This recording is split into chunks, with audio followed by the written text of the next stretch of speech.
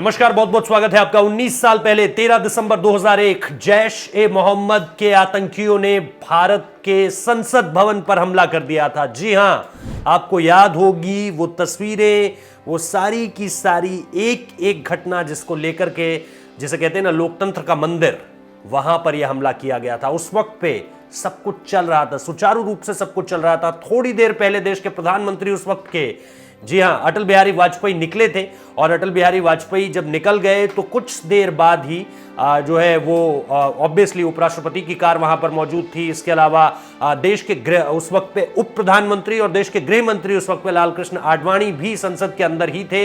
इसके अलावा तमाम दिग्गज नेता वहां मौजूद थे, जिनमें सोनिया गांधी का नाम भी था। लेकिन इन सारी चीजों के बीच आज ही का वो दिन, और इसीलिए आज आपको सुबह सुबह से ये तस्वीरें दिख रही होंगी कि प्रधानमंत्री नरेंद्र मोदी हो, रक्षा मंत्री राजनाथ सिंह हो, गृह मंत्री अमित शाह हो, हर कोई जाकर संसद भवन में श्रद्धांजलि दे रहा है। संसद को लेकर के चर्चा इस वक्त पे इसलिए भी है क्योंकि एक नया संसद भवन बन रहा है जो कि 2022 तक कह रहे हैं कि पूरा हो जाएगा, जिसका पूरा का पूरा निर्माण कार्य है। और ऐसे में आज़ादी से पहले मिला हुआ हमें ये पूरा का पूरा संसद भवन, जिसमें 2001 पे हमला हो गया था, वो कहीं ना कहीं एक तरह से साइडलाइन होकर अब हम इस नए संसद भवन की तरफ बढ़ चलेंगे। लेकिन आज पुराने संसद भवन का ही किस्सा, जिसमें आपको याद होगा कि 19 साल पहले 13 दिसंबर 2001 यहाँ पर जो सुरक्षाकर्मी तैनात थे, उनकी जो है एक तरह से आतंकियों से सीधे 1-on-1 फाइट हुई थी।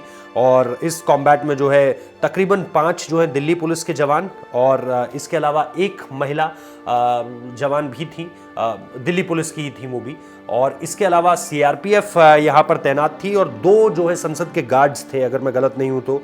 ये सारी की सारी जानकारी जो है वो सामने निकल कर आई थी कि इतने लोगों की इसमें एक तरह से मौत हो गई है।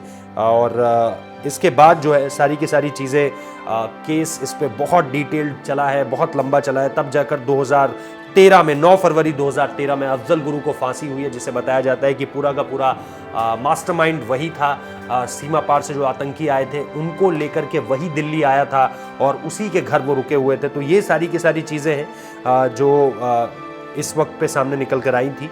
लेकिन जो मैं आपको जानकारी दे रहा था कि संसद के परिसर में तैनात सुरक्षा कर्मियों ने इस मुकाबले का जो है वो जमकर सामना किया था। दिल्ली पुलिस के इसमें 5 जवान, सीआरपीएफ की एक महिला कांस्टेबल और संसद के 2 गार्ड शहीद हुए थे इसमें, जो पूरी की पूरी जानकारी निकलकर सामने आ रही है।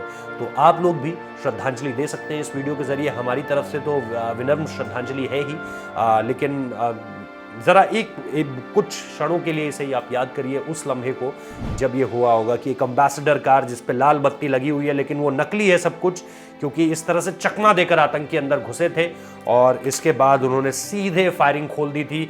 वो जाना चाह रहे थे संसद भवन के अंदर और हाउस अरेस्ट कर लेना चाहते थे सभी नेताओं को, लेकिन तब तक हमारे जो चाहे सेना के कहूँ, दिल्ली पुलिस के कहूँ, सीआरपीएफ के कहूँ, या वहाँ पर हाउस गार्ड्स जो थे, उन्होंने जो है लोहा लेते हुए इन्हें रोक लिया और इन्हें वहीं मार दिया सभी को। और आज उसकी 19 साल उस घटना को पूरे हो चुके हैं। बहुत बहुत शुक्रिया इस वीडियो को देखने के लिए। अच्छा लगा है तो शेयर ज़रूर कीजिएगा, चैनल को सब्सक्राइब ज़रूर कीजिएगा।